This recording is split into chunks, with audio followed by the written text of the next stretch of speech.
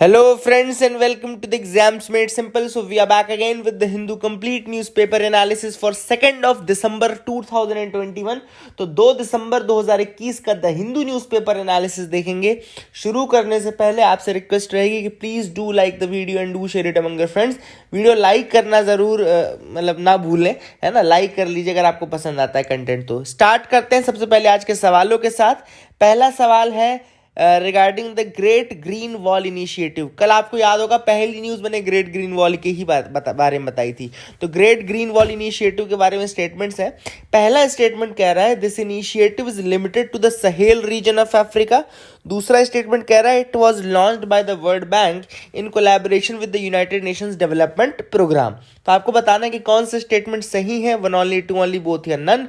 Question number 2 is article 142 of the constitution is related to. Article 142 जो है constitution का वो इनमें से किससे संबंधित है? Option 1 is it deals with the enforcement of decrees and orders of the Supreme Court. Second, a power of the president to consult Supreme Court on question of law or public importance. तीसरा, it deals with the appellate jurisdiction of the Supreme Court. चौथा है courts not to inquire into proceedings of the Parliament. तो इनमें से कौन सा चीज है आर्टिकल 142 के अंतर्गत, ये आपको बताना है। और क्वेश्चन नंबर तीसरा है national health accounts report. National health accounts report was released by which of the following ministry. तो इनमें से कौन सी मिनिस्ट्री जिसने कि national health accounts report release की है? First is NITI Aayog, second is public health foundation of India, third is ministry of health and family welfare and fourth is Indian council of medical research. तो आपको बताना है कि इनमें से नेशनल हेल्थ अकाउंट्स रिपोर्ट किसने निकाली है। तो दीज आर द 3 क्वेश्चंस। अब आप में से जो भी सीरियस कैंडिडेट्स हैं वो प्लीज़ कमेंट सेक्शन में अपना आंसर ज़रूर लिखिएगा। मैंने पहले कह दिया सीरियस कैंडिडेट्स, अगर नहीं है तो कोई दिक्कत नहीं, आप नहीं कर सकते कमेंट, लेकिन अगर है तो आप कमेंट करके मुझे बता दीजिएगा आंसर क्या थे और आपके कितने सही हैं। Out of these question how many are correct. अब मैं आंसर बताता हूं। पहले सवाल का जवाब है ग्रेट ग्रीन वॉल इनिशिएटिव का आंसर ए होगा। पहला स्टेटमेंट बिल्कुल सही है कि सहेल रीजन का है। सहेल रीजन मैंने कल भी आपको बताया था कि ये आपका सहारा का जो सदर्न पार्ट है, सहारा के जो सदर्न पार्ट में लाई करने वाली कंट्रीज है वो सहेल रीजन का पार्ट है, जिसमें चड आती है, नाइजर आती है ना, ये सारी कंट्रीज हैं। और सेकंड स्टेटमेंट गलत है क्योंकि कल मैंने आपको बताया था कि अफ्रीकन यूनियन ने इसको लॉन्च किया है, ना कि यूएनडीपी और वर्ल्ड बैंक ने। तो second statement is wrong, answer will be A, one only. Question number 2 था कि आर्टिकल 142 कॉन्स्टिट्यूशन का किससे रिलेटेड है? तो इसका आंसर भी ए होगा, enforcement of decrees and orders of the Supreme Court. Actually second statement जो लिखा हुआ है कि power of the president to consult with the Supreme Court, वो आर्टिकल 143 है। 143 कैसे याद रखेंगे आप? तो वो उसमें 143 बोलते हैं ना आई लव यू। तो जब प्रेसिडेंट जज को बोलते हैं कि आई लव यू मेरी मदद करो, तो वो आर्टिकल 143 है। तो ऐसे आप ट्रिक से याद रख सकते हैं 143 कि प्रेसिडेंट को हेल्प चाहिए, किसकी? जजेस की चाहिए, सुप्रीम कोर्ट की चाहिए। तो इसको ऐसे याद रख लेना है ना। तो ये स्टेटमेंट गलत हो जाएगा, A will be the answer for that. और तीसरा सवाल है नेशनल हेल्थ अकाउंट्स रिपोर्ट किसने निकाली थी? तो इसका है ministry of health and family welfare. तो नेशनल हेल्थ अकाउंट्स रिपोर्ट कौन निकालता है? Ministry of health and family welfare. You can remember this. तो ये आज के 3 क्वेश्चन हो गए। मेंस का क्वेश्चन आप लिख लीजिए। आज का मेंस क्वेश्चन GS1 से मैंने लिया है। Emphasise on the role of Bhagat Singh in the Indian national movement. Indian national movement में भगत सिंह जी का रोल आपको एम्फेसाइज करना है। Emphasise on the role of Bhagat Singh in the Indian national movement. तो please do write the answer about this also. आप कुछ comment section में point दे सकते हैं। जो टर्म्स का आंसर राइटिंग ग्रुप है, काफ़ी अच्छा चल रहा है आंसर राइटिंग ग्रुप। मैं वैसे आंसर्स तो अभी तक मैंने रिव्यू नहीं किए, बट आई सी दैट मैं उस ग्रुप में जरूर जाता हूँ और ओवरसाइट देखता हूँ। तो very good, people are reviewing the answers. बहुत ही ज़्यादा अच्छा लग रहा है मुझे, है ना। उसमें 400-450 करीब लोग हैं, लेकिन उसमें कुछ एक्टिव लोग हैं और बहुत अच्छे से आंसर वो लिख रहे हैं। तो keep doing that. All the best to you people. आगे मूव करते हैं, देखते हैं क्या है आज के न्यूज एनालिसिस में। पहली जो न्यूज है वो है Barbados has become the world's newest republic. तो वर्ल्ड का सबसे नया रिपब्लिक बन गया है बारबाडोस। अब अभी एज ऑफ टुडे की बात चल रही है। तो 400 सालों के बाद ब्रिटिश कॉलोनी से हट करके अब ये बारबाडोस जो है वो वर्ल्ड की न्यूएस्ट रिपब्लिक बन गई है। एंड बारबाडोस ने रिमूव किया क्वीन एलिजाबेथ II को as the head of the state in a ceremony attended by Prince Charles. Prince Charles ने सेरेमनी अटेंड भी की थी। And Barbados has removed Queen Elizabeth two as the head of the state. याद रखिएगा, Queen Elizabeth two को as the head of the state remove कर दिया गया है ना। तो that is the thing which is important, you have to remember that. इसके अलावा आपको याद रखना कि इसका सोर्स बीबीसी की न्यूज से हमने लिया है। तो Barbados has become an English colony when a ship arrived at the Caribbeans in 1625। तो 1625 में वो कॉलोनी बन गया था। 1625 में ही ये कैरिबियन आइलैंड में यहाँ पे जब इंग्लिश शिप आए थे तो बारबाडोस उनकी कॉलोनी बन गया था 1625 में, सोचो, है ना। एंड नवंबर 30 1966 को 1966 को बारबाडोस गेन्ड इंडिपेंडेंस, लेकिन क्वीन एलिजाबेथ टू जो थी वो अभी भी बारबाडोस की हेड मानी जाती थी, क्वीन एलिजाबेथ टू। तो now Queen Elizabeth two has been removed as the head of the Barbados and now the president will be the head, president ही हेड रहेंगे। And it will be the world's newest republic as of now. Republic का मतलब क्या होता है? Elected head of the state, है ना। कुल मिलाकर के रिपब्लिक का मतलब क्या होता है? सिंपल अगर हम मीनिंग देखें रिपब्लिक की तो उसका मतलब होता है कि elected head of the state, है ना। तो अब वही रहेगा, वहां के प्रेसिडेंट हेड रहेंगे। Now Queen Elizabeth two no more is the head of the state. And इसके अलावा एक इंपॉर्टेंट चीज ये भी है कि बारबाडोस के पहले भी क्या कोई कैरिबियन कंट्री है जो अलग हुई है? तो इसमें आपको याद रखना है कि यस, इसके पहले भी त्रिनिदाद एंड टोबैगो हो चुका है। याद रखिएगा, त्रिनिदाद एंड टोबैगो ने पहले ये काम कर लिया है, ठीक है। तो ऐसे याद रखिएगा। एंड इसके अलावा अभी उन्होंने एक और चीज करी है कि वहां पे उन्होंने नेशनल फ्लैग, नेशनल प्लेज या कोट ऑफ द आर्म्स, ये सब उन्होंने चेंज नहीं किया है। केवल जहां पे भी रॉयल और क्राउन टर्म आ रहा था, रॉयल या क्राउन या हिजाइनेस, जो भी ये सारे टर्म्स यूज होते हैं, तो ये टर्म्स अभी ड्रॉप किए हैं। रॉयल क्राउन वाले जैसे टर्म्स जो है वो रिमूव कर दिए हैं बारबाडोस से, ठीक है। तो that is the thing which you should remember. और उनका जो इंडिपेंडेंस डे रहेगा वो अभी भी 30 नवंबर 30 नवंबर को ही रहेगा, ठीक है। इसको याद रख सकते हैं, है ना। This will be in the memory of countries first president as well. तो ये भी आप याद रख सकते हैं, ठीक है ना। इसके अलावा और कौन से कैरिबियन कंट्री? तो गुयाना याद रखिएगा, गुयाना भी है जिसने 1970s में ये काम कर लिया था। त्रिनिदाद एंड टोबैगो ने भी ये काम कर लिया था 1976 में, ठीक है ना।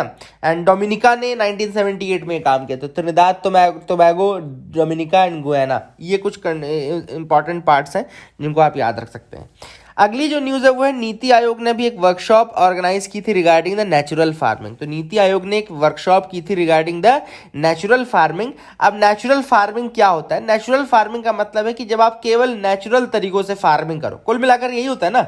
नेचुरल तरीकों से फार्मिंग करो मतलब कि कोई भी आर्टिफिशियल चीज यूज ना करो, कोई भी आर्टिफिशियल चीज मतलब कि कोई भी केमिकल वाली चीज यूज ना करो। तो कुल मिलाकर के नेचुरल फार्मिंग जो हो गई है वो क्या हो गई है? It is the farming which is chemical free farming and live stock based. जब वो लाइव स्टॉक बेस्ड रहेगी और केमिकल फ्री रहेगी तो वो नेचुरल फार्मिंग कहलाएगी। ये आपको याद रखना है, ठीक है ना। That is the thing which you can remember. And it is diversified farming that integrates crops, trees and livestock, allowing the optimum use of the functional biodiversity. तो natural farming में integrated type of farming होती है जिसमें crops, trees, livestock इन सबको एक साथ मतलब grow करने की कोशिश की जाती है और इन सब की मदद से interdependency के साथ and optimum use of functional biodiversity, जो biodiversity उसका optimum use करने की कोशिश की जाती है, ठीक है ना। एंड इसमें इसी को प्रमोट करने के लिए इंडिया में जीरो बजट नेचुरल फार्मिंग, आपको याद होगा जीरो बजट नेचुरल फार्मिंग का कंसेप्ट याद होगा, क्योंकि पैसा लगना ही नहीं ना, आपको केमिकल खरीदना ही नहीं है, सारे नेचुरल मेथड से आपको फार्मिंग करनी है। तो that is the thing which is important. इसके अलावा मेन कंपोनेंट्स क्या क्या होते हैं? तो let me show you the main components also, है ना। Let me show you the main components also. Yes, main components are here. Components of natural farming पहला होगा बीजामृत। ये देख लो, लिख लो, बीजामृत मतलब अच्छे सीड्स, बिल्कुल बिना केमिकल से बने हुए सीड्स हैं। इसके अलावा जीवामृत, जीवामृत मतलब लाइफ स्टॉक, इसमें मैन्योर जो काऊ डंग इन सब चीज़ों से जो बनेगा वो चीज़ यूज़ की जाएगी। तो कंपोनेंट्स में बीजामृत और जीवामृत ये दोनों यूज़ होंगे।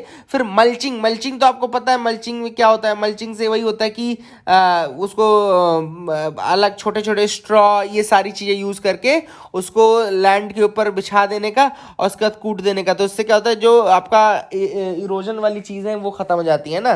फिर plant protection, plant protection is also सबसे इंपॉर्टेंट पार्ट प्लांट प्रोटेक्शन आप सब जानते हैं। इसके अलावा वापासा मतलब कि भाई की जो वो चीज़ें हैं, सारे इंपॉर्टेंट इंग्रेडिएंट्स वो सॉइल के अंदर चले जाएंगे। दैट इज अ थिंग, ये आप यहाँ पे देखो लिखा भी हुआ है। Let me show. The process involves activating earthworms in the soil. Whapasa में क्या होगा, अर्थवॉर्म्स को एक्टिवेट किया जाएगा और सॉइल के अंदर, ताकि सारे मिनरल्स ये सब चले जाएं। इस कारण से क्या करना है, उनको छोड़ देना था कि एयर के लिए पोरस बना दे, सॉइल को पोरस बना दे। Whapasa is actually making the soil porous by using the earthworms. तो Beejamrit, Jeevamrit, plant protection, mulching and Whapasa, ये अलग अलग कंपोनेंट्स है किसके, नेचुरल फार्मिंग के कंपोनेंट्स है। तो आई hope you will remember these things, आप इनको याद रखेंगे, ठीक है ना। अब यहाँ पे कई एडवांटेजेस भी दिए हैं इसके नेचुरल फार्मिंग के, जिसमें ईल्ड इंप्रूव होती है, फार्मर की इनकम इंप्रूव होती है, कॉस्ट ऑफ प्रोडक्शन कम होती है, ऑब्वियस सी बात है, सॉइल को नुकसान कम पहुंचता है, इन्वायरमेंटल कंजर्वेशन होता है, वाटर कंजम्पशन कम होता है, सॉइल की हेल्थ को इंप्रूव करता है ये, है ना, और वेदर एक्सट्रीमिटीज़ के खिलाफ ये रेजिलियंट रहता है। तो ये सारे इसके एडवांटेजेस हैं नेचुरल फार्मिंग के, मैंने आपको बता दिया कैसे, ठीक है। आगे मूव करते हैं, देखते हैं और क्या इंपॉर्टेंट न्यूज आइटम्स है। तो अभी रिसेंटली एक रिसर्च की गई जिसमें यह पता लगाया जा रहा है कि क्यों कई स्टार्स ऐसे हैं जिनके पास लिथियम बहुत ज़्यादा मात्रा में, मतलब कई स्टार्स के सरफेस ऐसे हैं जहां पे लिथियम बहुत ज़्यादा है, ठीक है ना। तो इस पे रिसर्च चल रही थी एंड द मिस्ट्री और the reason behind the abundance of lithium in stars, इसको पता लगाने के लिए एक रिसर्च की गई जिसमें काफ़ी सारे स्टार्स को इन्वेस्टिगेट किया गया, है ना। मेनी स्टार्स वर इन्वेस्टिगेटेड। देखो यहाँ पे रिसर्च मेथोडोलॉजी में मैंने लिखा है, the research served called gala, GALAH क्या है, एक ऑस्ट्रेलियन बर्ड है, गलाह या गाला जिसको मैं बोल रहा हूँ वो ऑस्ट्रेलियन बर्ड है। इसी के नाम पे वहाँ पे रिसर्च चलती है एंड ऑस्ट्रेलिया की ये बर्ड है, याद रखिएगा।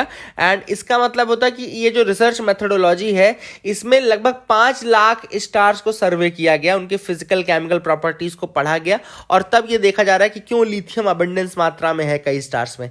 तो इसका जो रीजन पाएगा वो ये पाएगा कि जो कोर है वहां पे हीलियम जो है, कोर में हीलियम का जो कहना चाहिए कि जो कोर फ्लैश है हीलियम का, जब हीलियम अंदर जलता है कोर में, उस कारण से काफी ज्यादा अबंडेंट मात्रा में आपका लिथियम जो है वो बनता है। तो ऐसे आपको पता होगा हाइड्रोजन हीलियम, फिर उसका लिथियम आता है ना, हाइड्रोजन हीलियम लिथियम बेरिलियम, है ना, इस तरीके से आपको पता होगा। तो हीलियम की वजह से भी लिथियम आता है और जब वायलेंट हीलियम कोर में फ्लैश होता है, जलता है, उसके बाद आपका लिथियम काफ़ी ज़्यादा मात्रा में बनता है। तो ये रीज़न निकल के सामने आया है, ठीक है ना। तो आई hope you will remember that also.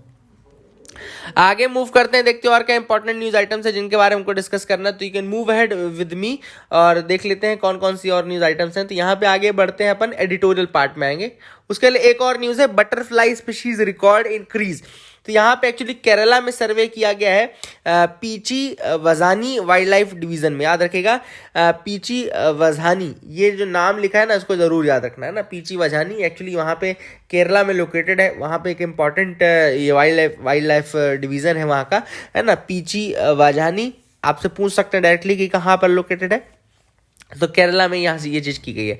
तो कुछ बटरफ्लाई स्पीशीज के नाम भी दिए गए हैं, तो वो भी बता दूं। एक है सदर्न बर्ड विंग, याद रखेगा southern bird wing which is the largest butterfly in India. Southern bird wing is the largest butterfly in India. And दूसरी grass jewel is the smallest butterfly.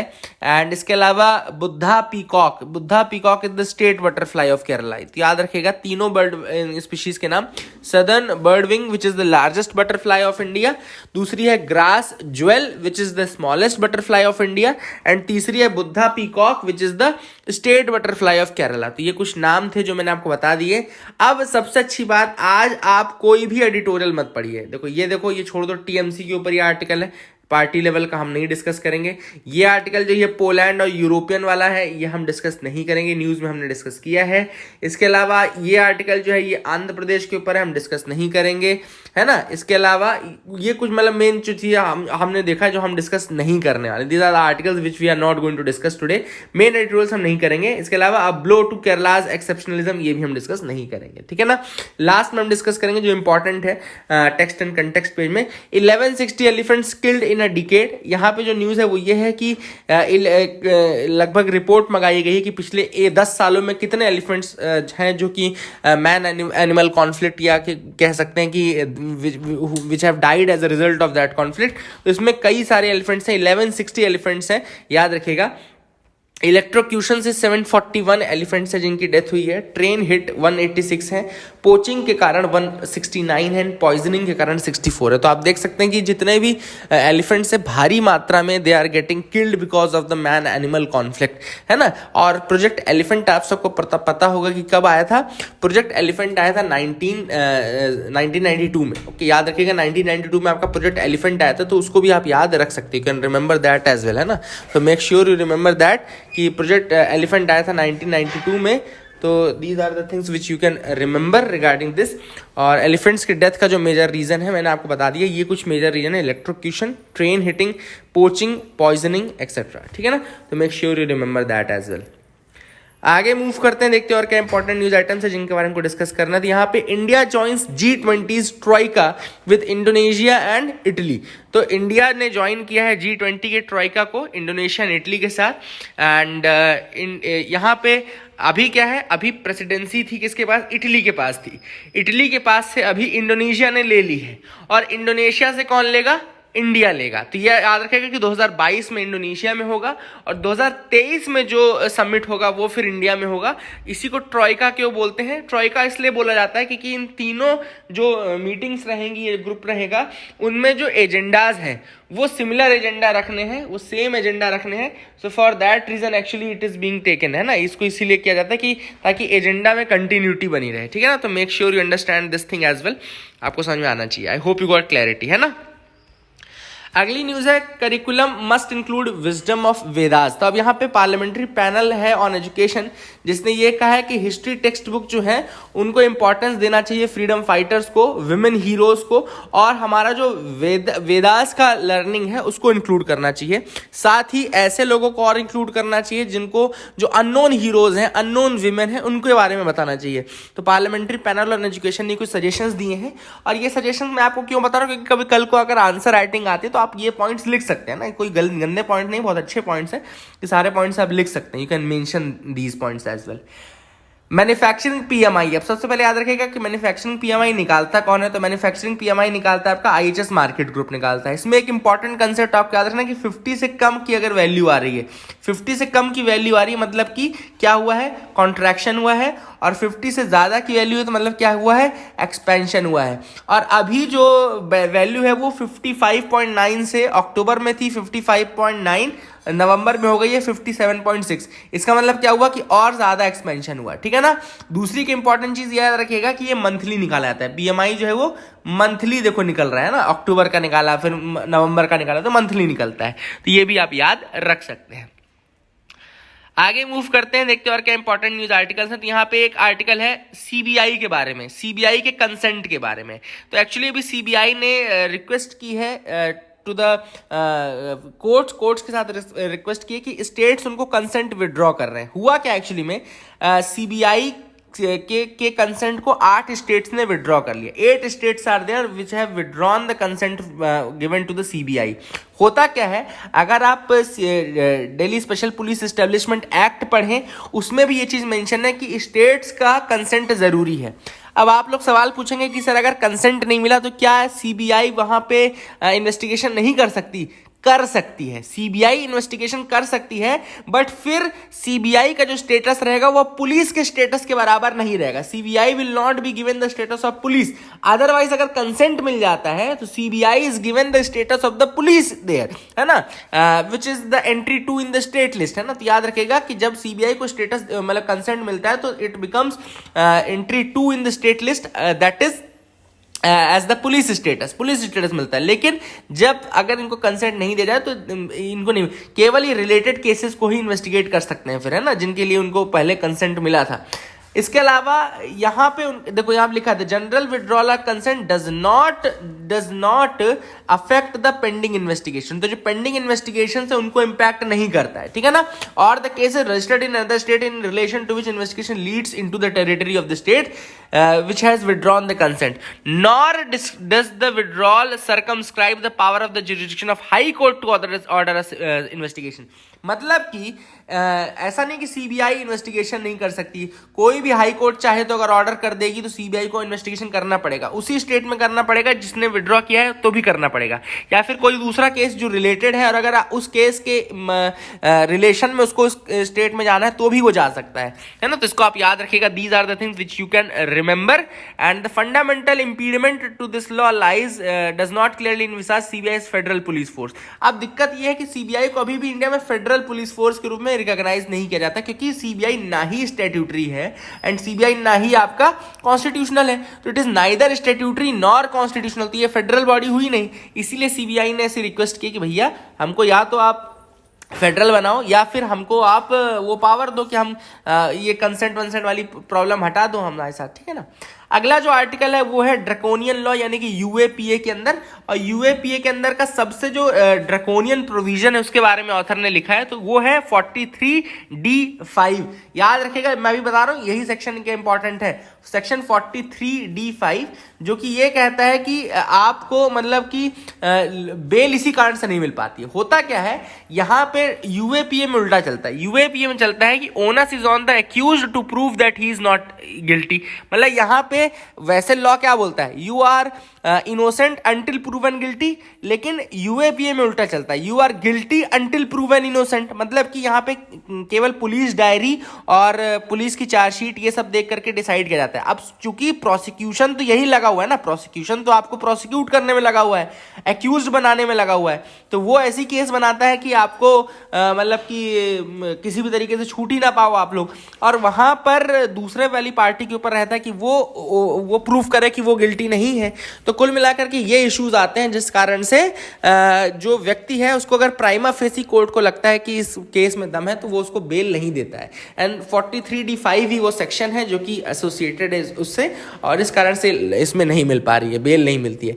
But अभी दिल्ली हाई कोर्ट ने काफी अच्छा किया था, Delhi high court ने bell दी थी और कहा था कि बेल इज द मतलब बहुत इंपॉर्टेंट है for the liberty of the individual, otherwise वो तो जिंदगी भर अंडर ट्रायल के रूप में ही जेलों में बैठा रहेगा। और कई केसेस में ऐसा हुआ कि लोगों ने 5-5 साल 10-10 साल जेलों में काट लिए, उसके बाद मतलब इनोसेंट प्रूफ हो गए। तो आप सोचो कि उनके वो दिन तो नहीं लौट सकते ना, आप किसी भी मॉनेटरी उससे उनके वो दिन तो नहीं लौटा दोगे। तो कुल मिलाकर के यही इश्यूज हैं जो कि इस आर्टिकल में डिस्कस किए गए हैं। And section 43D5 I hope you got clarity regarding that, उसी के ऊपर पूरा आर्टिकल था, तो मैंने वो आपको बता दिया। तो that is it for the day, keep loving us, keep sharing us, thank you and have a nice day.